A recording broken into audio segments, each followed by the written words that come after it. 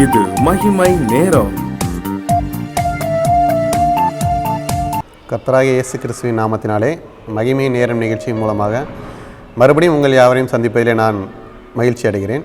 இந்த நாளிலும் நாம் சற்று தியானத்துக்கு என்று எடுத்துக்கொண்ட வேத பகுதி லூக்கா 18ஆம் அதிகாரம் 5ஆம் வசனத்தின் பின்பாகும். இவளுக்கு நியாயம் செய்ய வேண்டும் என்று தனக்குள்ளே சொல்லி கொண்டான் என வாசிக்கிறோம்.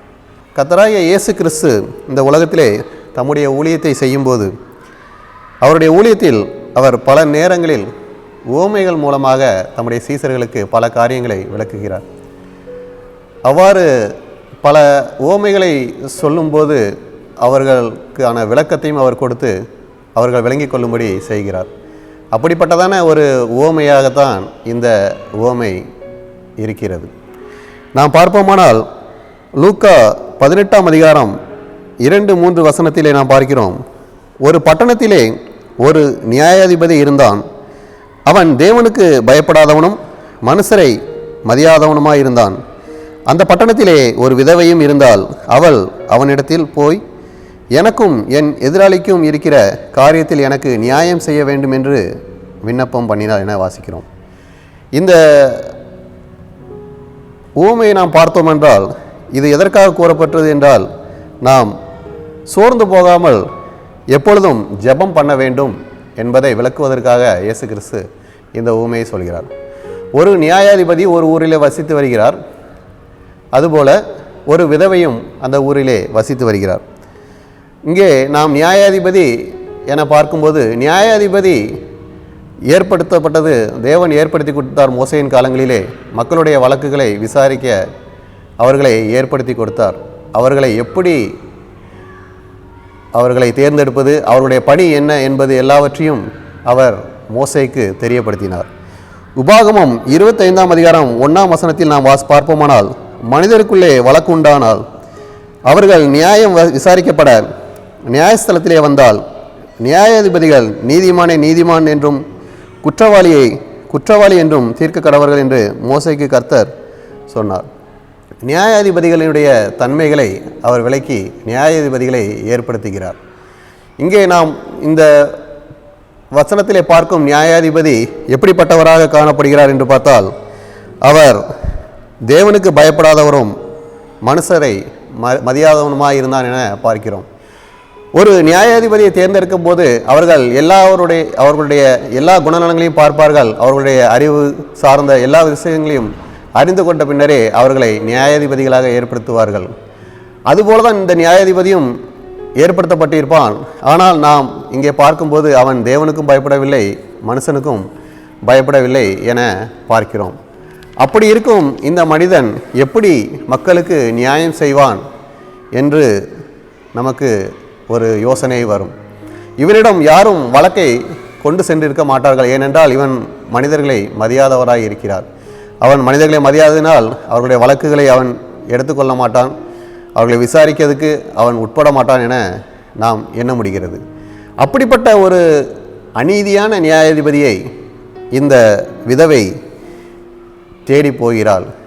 அவன் கண்களில் எப்படியாவது இரக்கம் கிடைக்க வேண்டும் என அவனிடத்திலே தன்னுடைய வழக்கை கொண்டு போகிறார். ஆனால் அந்த நியாயாதிபதி அவருடைய வழக்கை எடுத்துக்கொள்ளவில்லை. ஆரம்பத்திலே அதை பற்றி அவன் எதையுமே எடுத்துக்கொள்ளவில்லை. ஆனாலும் அந்த விதவை அவனை அடிக்கடி பார்த்து அந்த வழக்கை விசாரிக்கும்படி அவரை கேட்கிறார், அவரை கெஞ்சுகிறார்.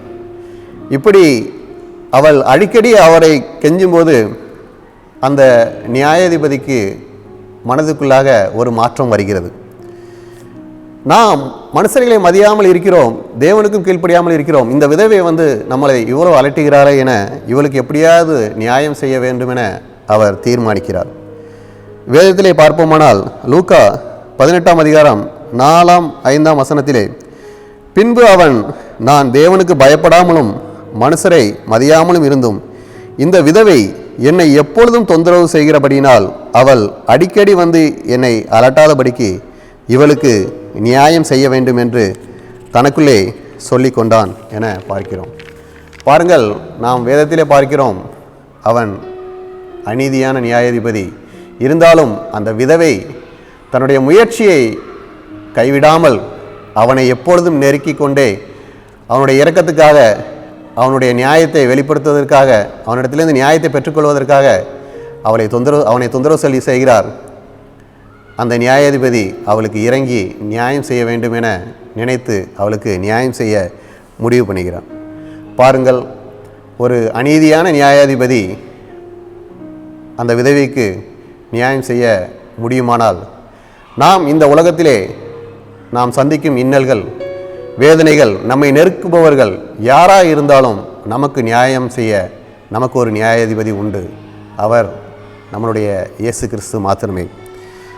நம்முடைய இயேசு கிறிஸ்து எப்படிப்பட்டவராக இருக்கிறார் என்று சங்கீதம் 92:14 பார்ப்போமானால், கர்த்தர் உத்தமர் என்றும் என் கண்மலையாகிய அவரிடத்தில் அநீதி இல்லை என்றும் நாம் வாசிக்கிறோம்.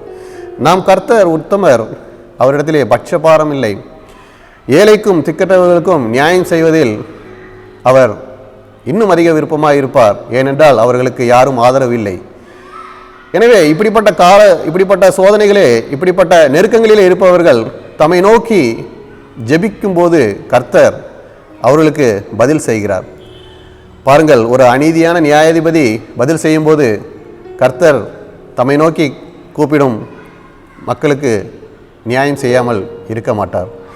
எனவே நாம் எந்த சூழ்நிலையில் இருந்தாலும், நமக்கு எவ்வளவு பாடுகள் கஷ்டங்கள் இருந்தாலும் கர்த்தரை நோக்கி ஜெபிப்பதை மற்றும் நாம் விட்டுவிடவே கூடாது. நாம் ஜெபத்திலே தரித்திருக்க வேண்டும். நாம் ஜெபத்திலே தரித்திருக்கும் போது லூக்கா 18:7 பார்க்கிறோம். அந்தபடியே தேவன் தம்மை நோக்கி இரவும் பகலும் கூப்பிடுவர்களாகிய தம்மால் தெரிந்து கொள்ளப்பட்டவர்களின் விஷயத்தில் நீடிய பொறுமையுள்ளவராய் இருந்து அவர்களுக்கு நியாயம் செய்யாமல் இருப்பாரோ என வாசிக்கிறோம். கர்த்தர் நிச்சயமாய் நியாயம் செய்வார். நம்முடைய ஜெபத்துக்கு பதில் கொடுப்பார். நாம் எப்பொழுதும் எந்த நேரத்திலும் நம் ஜெபத்தை விட்டுவிடக்கூடாது. நம்மளுடைய கஷ்டங்கள், பாடுகள், கவலைகள் அத்தனையும் நாம் ஜெபத்திலே கர்த்தரிடம் நாம் தெரியப்படுத்தி கொண்டே இருக்க வேண்டும்.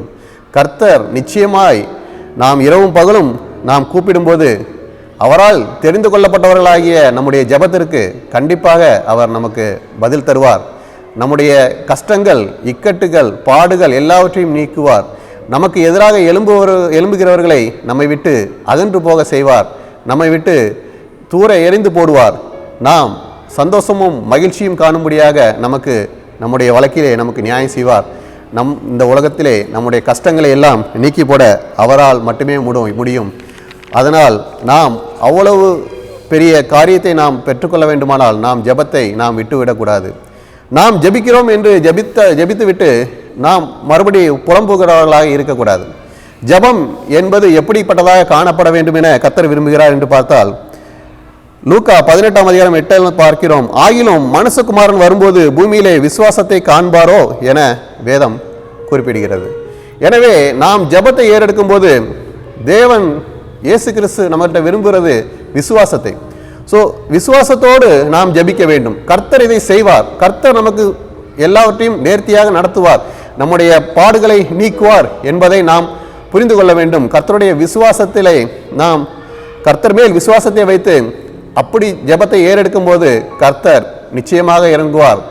நம்முடைய எல்லா சூழ்நிலைகளையும் அவர் மாற்றி நம்மை ஆசீர்வதித்து வழிநடத்துவார் என்பதிலே சந்தேகமே இல்லை. அப்படிப்பட்டதான கிருபைகளை தருவார். நாம் ஜெபத்திலே தரித்திருப்போம். விசுவாசத்தோடு ஜெபத்திலே தரித்திருந்து கர்த்தருடைய கரத்திலிருந்து நாம் நீதியையும் நியாயத்தையும் ஆசீர்வாதங்களையும் வழிநடத்துதலையும் பெற்றுக்கொள்வோம். கர்த்தர் தாமே இந்த வார்த்தைகளை ஆசீர்வதிப்பாராக. ஆமென். ஜெபம். கர்த்தாவே, இந்த நாளிலும் ஜெபத்திலே உறுதியாய் தரித்து இருக்க வேண்டும் என தலைப்பிலே நாங்கள் பார்த்தோம். உம்மிடத்திலே நாங்கள் வேண்டிக் கொள்ளும்போது தேவரீர் விசுவாசத்தோடு ஜெபிக்கும்போது எங்கள் எல்லா கஷ்டங்களையும் நீக்கி நாங்கள் சந்தோஷம் மகிழ்ச்சியும் அடையும்படி கிருபை செய்வீர். கஷ்டத்தின் பாதையில் இருப்பவர்கள், கண்ணீரின் பாதையில் இருப்பவர்களை நீர் கண்ணோக்கி பாரும். அவர்கள் ஜெபத்தை அங்கீகரியும். அவர்கள் பாடுகளை நீக்கும். சந்தோஷம் மகிழ்ச்சியும் காணும்படி செய்யும். மீட்பர் பாதம் அடைந்த மறைகளும் எங்கள் ஜீவனம் நல்ல பிதாவே. ஆமென்.